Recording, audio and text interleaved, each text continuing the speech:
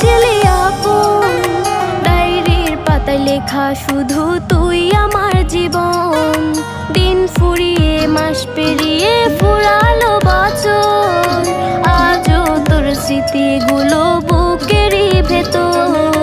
রং পেন্সিলে নয়তো ছবি মনেতে আঁকা, তোর স্মৃতি স্বপ্নে রোজই দেয় আমায় দেখা। ভুলতে পারছি না তোরে